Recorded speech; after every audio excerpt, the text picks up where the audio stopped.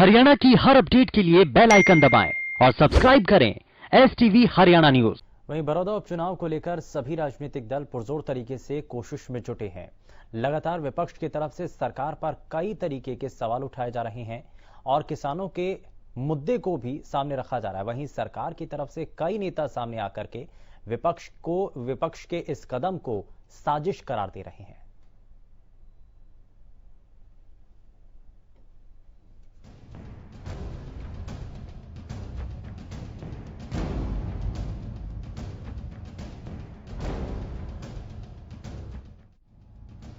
केंद्रीय मंत्री और अंबाला से सांसद रतनलाल कटारिया अंबाला जाते समय कुछ देर के लिए कुरुक्षेत्र में रुके। इस दौरान उन्होंने बड़ौदा उपचुनाव में जीत की हुंकार भरी। साथ ही रतनलाल कटारिया ने कहा कि जल्द ही बड़ौदा सीट पर प्रत्याशी की घोषणा कर दी जाएगी। 25 उम्मीदवारों के नाम हमारे पास आए हैं। प्रत्येक नाम के ऊपर हमने चर्चा की है और बैठक के अंत में हमने सारे अधिकार प्रदेश अध्यक्ष और आदरणीय मुख्यमंत्री जी को दे दिए हैं कि वो जो भी पैनल लेकर हाईकमांड के पास जाएंगे तो नॉमिनेशन होते ही हम सब बड़ौदा के चुनाव में भारतीय जनता पार्टी के उम्मीदवार को बड़े भारी बहुमत से जिताने के लिए सारी पार्टी एकजुट होकर पहले भी 1.5 महीने से लगी हुई है और आगे भी बेहतरीन जीत हम इसके अंदर हासिल करेंगे। इस मौके पर कटारिया ने पूर्व सीएम और नेता प्रतिपक्ष भूपेंद्र सिंह हुड्डा के उस बयान पर जोरदार पलटवार किया जिसमें उन्होंने सीएम को चुनाव लड़ने की चुनौती दी थी। रतनलाल कटारिया ने कहा कि भूपेंद्र सिंह हुड्डा अगर बड़ौदा से चुनाव लड़ना चाहते हैं तो लड़े, कोई दिक्कत नहीं है, लेकिन मुख्यमंत्री जीतकर विधायक बने हुए हैं। उन्होंने कहा कि कांग्रेस फिजूल की बयानबाजी से बड़ौदा उपचुनाव जीतने वाली नहीं है। ये चुनौती नहीं, ये गिद्दड़ भभकी है और मुख्यमंत्री जी तो चुनाव जीते हुए हैं, वो तो मुख्यमंत्री पहले से ही हैं। अगर आपका मन कर रहा है आप आ जाओ मैदान के अंदर, तो दूध का दूध और पानी का पानी वहां की जनता निकाल देगी। पिछली बार भी निकाला है, आगे भी निकाल देगी। इस चुनाव के अंदर पूर्व मुख्यमंत्री श्री भूपेंद्र सिंह हुड्डा जी,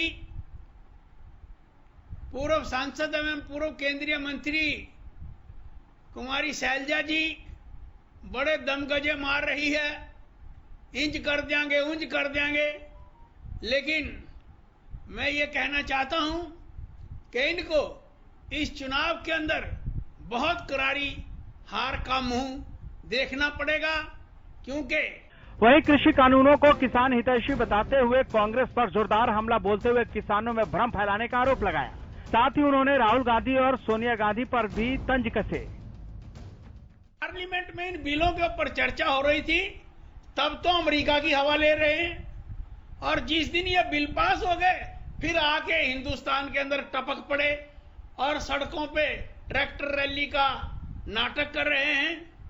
ये तीनों जो विधेयक पास किए गए हैं ये किसानों की आमदनी को 2 गुना करने वाले हैं।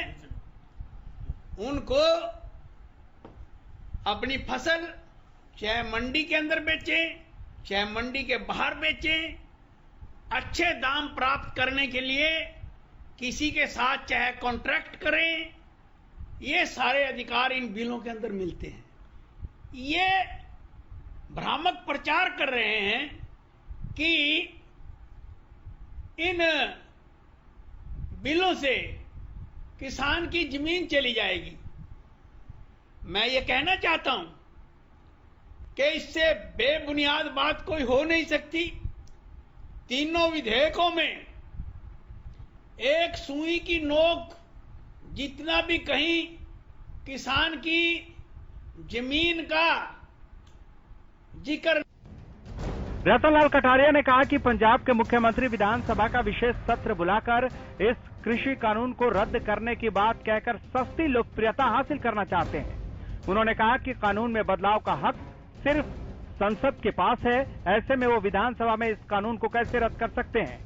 रतनलाल कटारिया ने पंजाब में आने वाले चुनाव पर बोलते हुए कहा कि हरियाणा के तर्ज पर पंजाब में बीजेपी अकेले दम पर सरकार बनाएगी। हमारा और अकाली दल का पिछले 50-60 साल से समझौता चल रहा था। अब उन्होंने संबंध विच्छेद किया है, अपने आप किया है। हमने तो कुछ उनको कहा नहीं। हमने तो पिछले 50-60 साल में जितना मान सम्मान बना है उतना मान सम्मान उनको दिया है। अब तो मैं ये कहूंगा, यार अब तेरी माला टूटी, राम भजन के नाम से छुट्टी। सारे दिन रात बादल बादल बादल बादल बादल बादल करते रहते थे। बड़ी मुश्किल से अब छुटकारा मिला। अब जो है ना, मैं कहा करता हूं कि अपना हुक्का अपनी मरोड़, पिया पिया नहीं दिया फोड़। अकेले जिस तरह से हरियाणा में हमारा पंडा छूटा और हमारी सरकार बनी, इसी तरह से पंजाब में भी भारतीय जनता पार्टी की आने वाले समय के अंदर सरकार बनेगी। ये हमारा निश्चित मत है।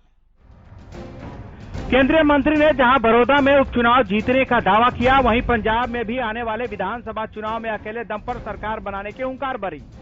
पंजाब में तो अभी देरी है, लेकिन उससे पहले बड़ौदा उपचुनाव जीतने की चुनौती है, क्योंकि इस सीट पर बीजेपी ने अब तक अपना खाता नहीं खोला है। कुरुक्षेत्र से हरियाणा न्यूज के लिए भरत साबरी की रिपोर्ट।